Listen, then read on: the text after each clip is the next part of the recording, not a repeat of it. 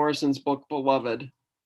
There's this Mm-hmm. line that thin love ain't love at all. Mm-hmm.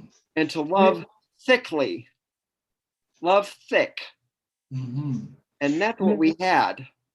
now I want to talk to you about when you said you were on your knees and it was hard for you. Well, on the floor, my head in his lap crying because Mm-hmm. I was so sorry.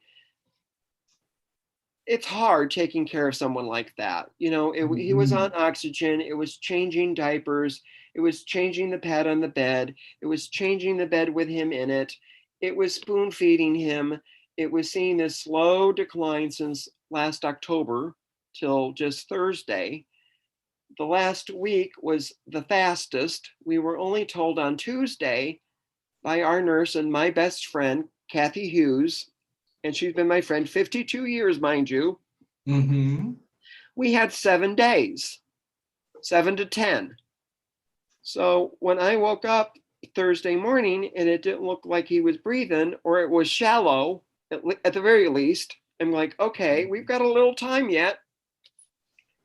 And the closer I walked to him, the more apparent it became that he wasn't. So when I realized that he had passed away, it was still such a shock. I mean, no matter how prepared you think you are, you never are. Mm-hmm. And It must be, I mean, it must be very difficult it to is. take care of someone that you love Well, and when and they're for in this. and for 10 months, Hmm. 10 months. The Now, last two of it, 24 hours a day, 7 days a week. In mhm, that last 2 weeks, it was about I was up awake because he was waking me up about every 2 hours because there was a baby monitor by the hospital bed and one in our master bedroom not that far away. But those mhm, last 3 days, I didn't even sleep in our bed. I was sleeping on the couch, not even 7 feet away from the hospital bed. So I mhm, could be closer so I could hear him because it was all lung issues. His breathing got so hoarse, it was hard to hear him.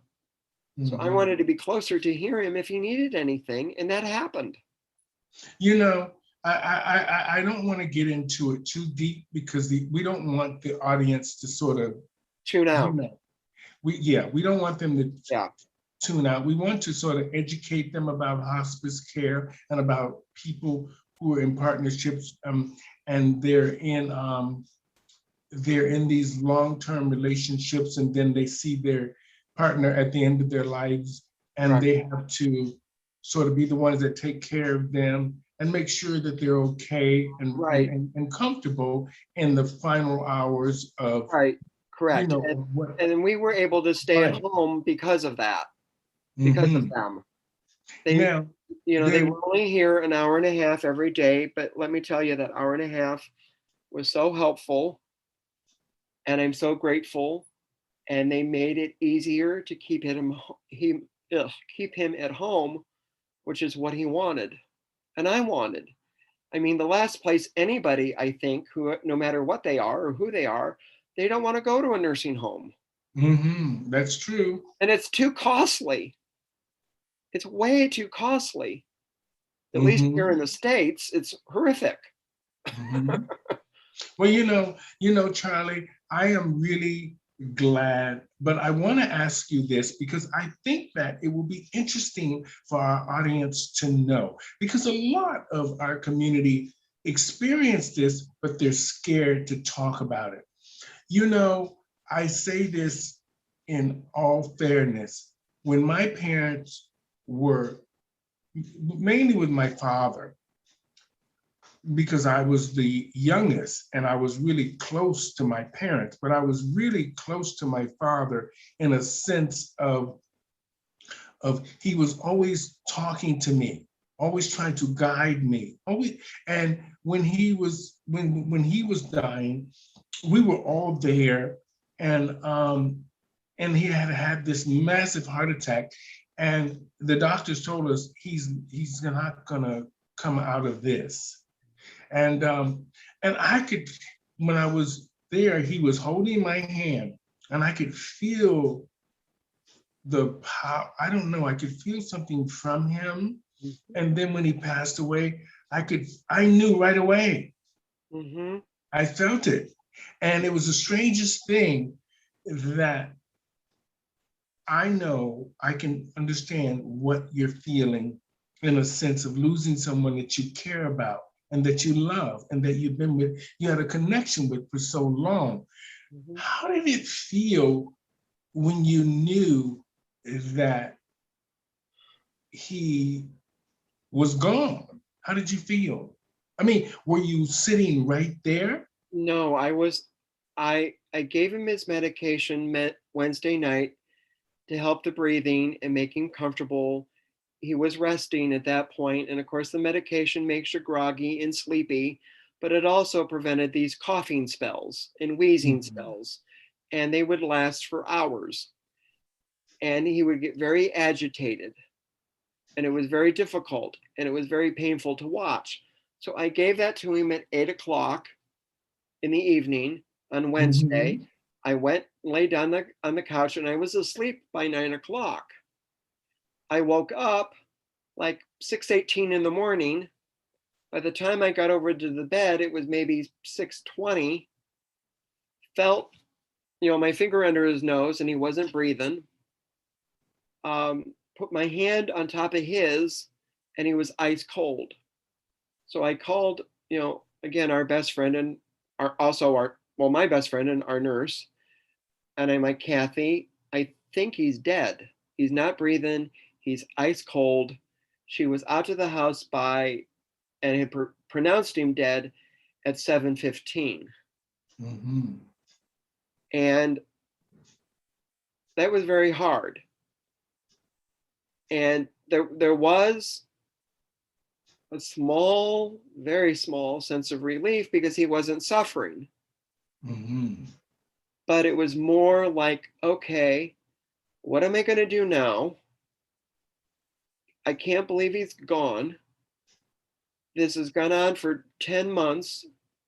We didn't even have the 10 days I had been told we might have. And it was all over with. And the hardest moment, Stephanie, the hardest of that day was by the time the funeral home arrived, and I decided we have a big porch that's enclosed on the front of the house. Mhm. And I sat there as they put him on the gurney and put him in the body bag and covered that up. I did not want to see any of that at all. That Mhm. was the last thing I wanted to see. And I was standing up by this antique settee that we have on the front porch, holding the side of it.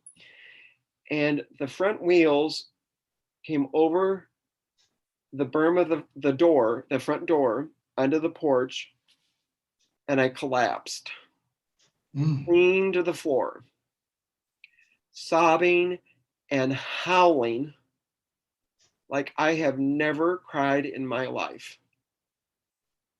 for a good hour. Well, Charlie, my condolences for you. I mean, Thank you. I can feel it from you. I can feel how, after being with someone 18 years and taking care of them, my condolences go out to Thank you and you. your family and to his family. You know, in the long run, being part of the LGBTYT community, it's great that we're hearing this story because we suffer a lot of these kind of things in silence. Yes, we do. And And there's so much more to the story and so much more to ours because mhm, he has a brother that's left alive. I'm not going to say any names. I'm in a mhm. position I really can't. Um, but and it's more financial than anything, because Well, things. we don't need to Right, get right. Things are heavy part. very complicated, but Mhm, his brother doesn't talk to him. My mother doesn't talk to, or my family doesn't talk to me since my mother died 4 years ago. mhm, So the only family I think, like a lot of us have, is created family. mhm, People that we bring into our lives that become family. mhm. And let me tell you something. And I know I'm preaching to the choir, but they have been everything. They have helped in so many ways since Thursday, including very dear friends of ours that are having the wake at their home in Cleveland. All I got to do is show up with Jim's remains in his box or urn or whatever it is, a picture of the two of us, and that's it. That's all I got to do. Everything else is planned. Well, you know, the good thing about It's been amazing to have that. the good thing about all of that is support.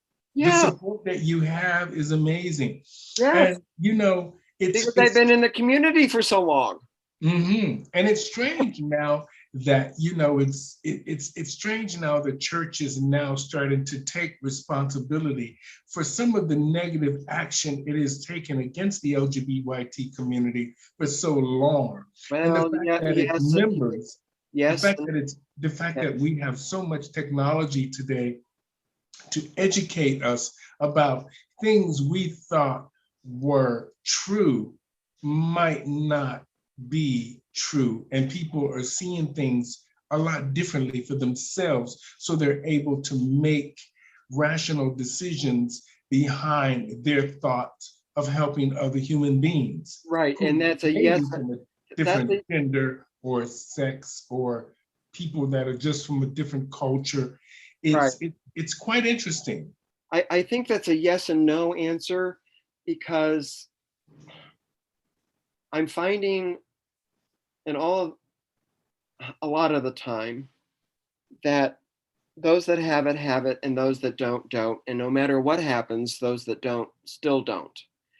And that the rhetoric and the dogma and the bigotry and the hatred is still there. And that's a shame.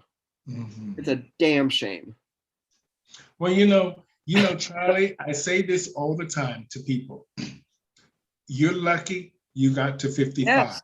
In the 1960s and 50s, we would be dead.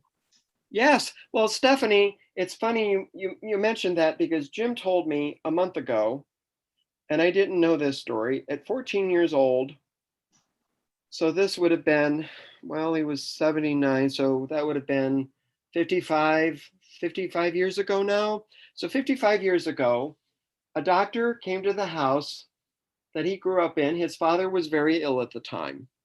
The doctor was very good looking. Jim slipped a note in his pocket. The doctor called the police department. The police department came out and arrested Jim on indecency, because the note said, if you're ever in need of, well, you can imagine, just come back. So he has a record.